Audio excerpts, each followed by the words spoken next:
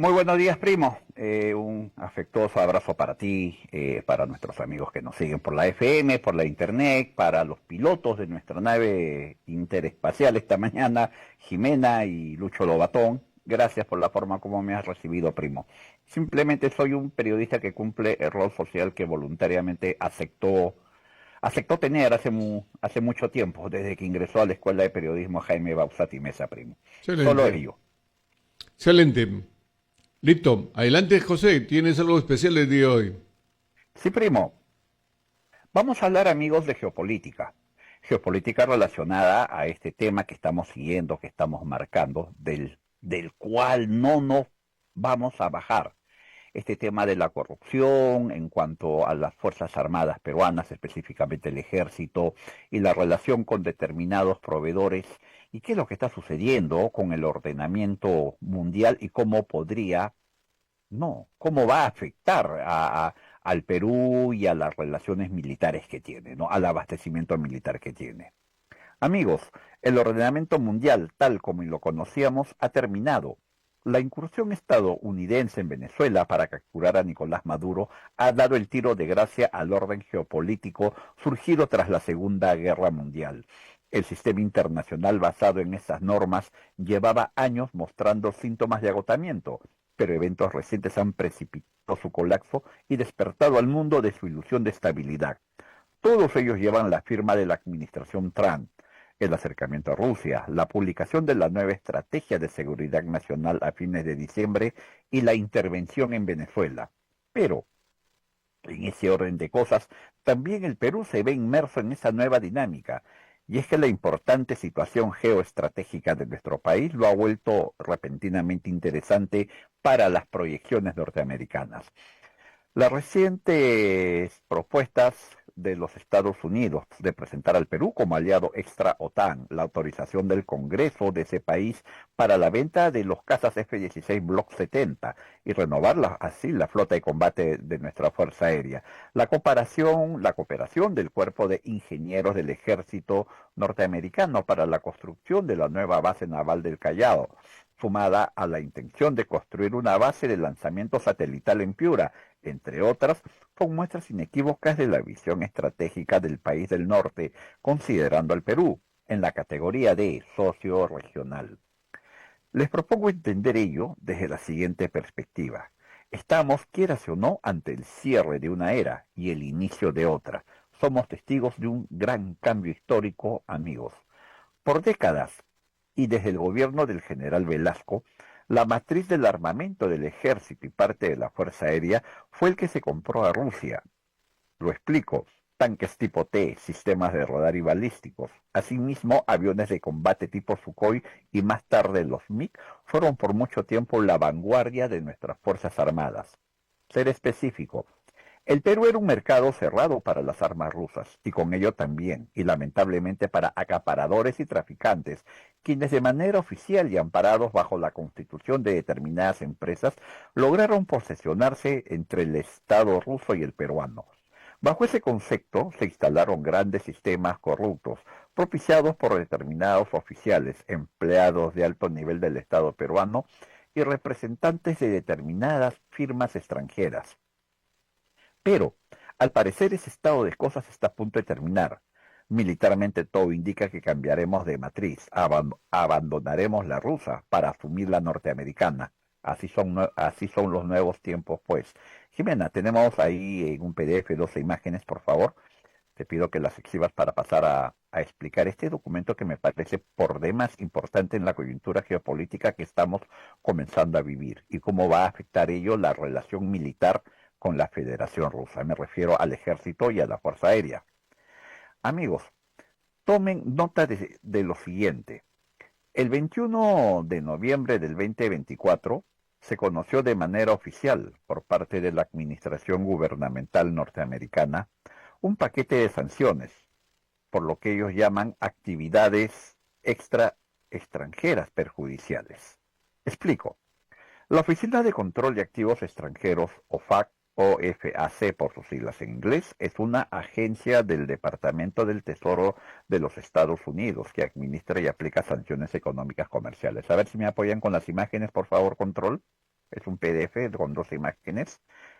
Según la orden ejecutiva 14024, emitida por ella en su versión modificada, la OFAC puede sancionar a instituciones financieras extranjeras que realicen o faciliten cualquier transacción significativa o presten cualquier servicio relacionado con la base militar industrial de Rusia. La base militar industrial de Rusia incluye, ojo a esto, a todas las personas bloqueadas por la orden ejecutiva 14024 y a cualquier persona que opere en los sectores de tecnología, defensa y material relacionado a construcción aeroespacial o manufacturero de la economía de la Federación Rusa. La base militar industrial de Rusia también puede incluir a personas que apoyan la venta, el suministro o la transferencia directa a la Federación Rusa de ciertos artículos críticos. Los norteamericanos piensan barrer, amigos, piensan sacar del mercado del abastecimiento militar, del manto militar, a los rusos de esta parte del mundo. Y como mencioné minutos atrás, la matriz del armamento que nosotros siempre hemos comprado es la matriz rusa. Los tanques tipo T, los sistemas de misiles, en el caso, en el ejército, en el caso de la Fuerza Aérea, los aviones Sukhoi, comprados por el general Velasco, por el gobierno del general Velasco en la década del 70, y luego los aviones MiG que se compraron de manera dudosa durante el gobierno de Alberto Fujimori, lo que despertaron todo un tema de investigación, el cual llegó a determinar que esa compra había sido a un intermediario, no a la casa principal. Se había adquirido esos aviones a un intermediario. Bien, a todo ello, ¿recuerdan que nuestro principal proveedor militar es Rusia? Un detalle más, en el Perú se estuvo promoviendo la presencia y accionar de dudosas alternativas rusas, las que a la mala intentaron cerrar el mercado peruano para sus intereses. Podemos asegurar que esa presencia estuvo marcada por la prepotencia, presión política, condicionamientos, falta de información y transparencia, ningún tipo de suministro de información operacional y técnica, con la única intención de monopolizar el mercado peruano e internacional, valiéndose para ello de personajes y empresas cuestionadas y de dudosa procedencia. Seré directo, amigos. Se intentó convertir al SEMAE, Centro de Mantenimiento de Aeronaves del Ejército, en la principal ficha de ese juego de ajedrez, y al respecto, aquí en Rayo del Sur hemos no dado indicios, no mostrado indicios, hemos dado pruebas acerca de esa insana intención y cómo la llevaron a cabo determinados personajes, cómo se intentó copar el SEMAE para colocarlo bajo las órdenes de oscuros personajes. Detente un momento ahí, Jimena, por favor, en esa imagen que dice Russian Harmful Foreign Activities Sanctions. Por favor, te quedas ahí. Esa es la advertencia, señores, del Estado norteamericano, formal y oficial a todos aquellos que hacen negocios militares con Rusia. A partir de ahora está prohibido. A partir de ahora no se hace. Y quieras o no, amigos, nosotros ya estamos bajo la órbita norteamericana. Nos guste o no nos guste, a algunos no les va a gustar ideológicamente, pero lamentablemente el juego geopolítico internacional así lo está obligando. Hablando de corrupción, permítanme recurrir a un ejemplo. El 18 de junio del 2025, el general del ejército peruano William Lozano declaró al diario La República. Control, por favor, la imagen del diario La República sobre la declaración del general William Lozano. La tenemos ahí. Repito, para que me puedan entender. El pasado 18 de junio del año pasado, el general William Lozano declaró al diario La República, al diario de Chichomome, entre comillas, cito lo que ese general dijo: los rusos presionaban para que el ejército los contrate. Señores, el mismo jefe del servicio de material de guerra, el entonces jefe del servicio de material de guerra del ejército, dijo ello, declaró ello. ¿Se dan cuenta de la enorme denuncia que ese oficial hizo con esa declaración? A todo ello, a todo eso de la declaración del del general William Lozano. A ver si me acompañan con la imagen control, por favor. Perspectiva, es la imagen de la República. ¿Ya? Es la imagen. Ahí está, muchísimas gracias. Esto es para que ustedes vean, ¿no? Control nos está ofreciendo esa imagen, amigos, para demostrar que nosotros hablamos con pruebas, ¿no? Ahí está la figurita, como se dice, ¿no? El general William Lozano, insisto, declaró, los rusos presionaban para que el ejército los contrate. Señores, tras de eso hay un gigantesco acto de corrupción. Hay todo un relato de una estructura mafiosa que presionaba al ejército para que contraten los servicios de ese país. Al respecto, ¿qué se hizo con esa declaración? ¿Los órganos de control dónde estuvieron? El Ministerio Público siguió adelante, abrió una carpeta de investigación, citó al general William Lozano para que dé más pistas sobre ello, para que nos explique qué pasó en realidad. No ha sucedido nada, amigos. Ha quedado ahí. Bien, sigamos hablando de sospechas de corrupción al más alto nivel y bajo el manto protector de dudosos capitales y empresas. Acá hay un detalle que no queremos que pase por debajo del radar. Entiéndase, todas esas reparaciones a gran escala y tomando en cuenta la ley de contrataciones del Estado, además que las instituciones del país, me refiero a las militares, pagan esos servicios con posterioridad y a la conformidad del servicio, entonces, ¿quiénes financian esas operaciones? Acá hay un detalle muy importante a tomar en cuenta. Las empresas peruanas no poseen ese capital para asumir esos proyectos. Amigos, ¿qué poderosos intereses están detrás de ellos? ¿De dónde, ah? ¿Cómo se paga? ¿Cómo se paga? Sería la pregunta resumida acá. En la publicidad lanzada anunciando este programa, formulamos una pregunta. ¿Podemos asegurar que esa presencia, la de ciertos intereses rusos, estuvieron marcados por actos de corrupción? Y a la luz de los hechos y ante el peso de las pruebas, debemos decir que sí, que muchos actos estuvieron marcados por escandalosos actos de corrupción. Y quieres admitir o no, una de las víctimas de ese estado de cosas fue nuestro ejército. Ahora hablemos de sospechas de corrupción al estilo peruano, de marca peruana. Donald Castillo fue jefe de la Dirección General de Aviación Civil, órgano del Ministerio de Transportes y Comunicaciones. Existen abundantes indicios que demostrarían que fue funcional, en criollo, que jugó a favor de extraños y poderosos grupos. ¿Obediencia política acaso? ¿Acaso era eso todo lo que hizo desde esa Dirección General de Aviación Civil, fue digitado políticamente por poderosos personajes encumbrados en el gobierno de ese momento o que tenían relación al gobierno de ese momento, me refiero al de Dina Boluarte? ¿Por qué Castillo y algunos funcionarios de esa dirección intentaron colocar, imponer o vender como fidedigna la biblioteca Milcamó? ¿Por qué la impusieron como obligada referencia técnica? Esa empresa, explico, esa empresa pertenece al holding de helicópteros de Rusia. Con ese direccionamiento impuesto por Castillo y compañía, el que obligaba a tener esa referencia para las labores de mantenimiento, ¿no? Se obligaba a empresas peruanas a firmar convenios y contratos con esas operadoras y holdings. Señor Castillo, ¿usted no sabía que esas empresas y holdings rusos se encuentran en la lista Clinton y bajo el radar de las sanciones de la OFAC, de esa entidad norteamericana que hemos dado cuenta que ha prohibido tener negocios con ellos?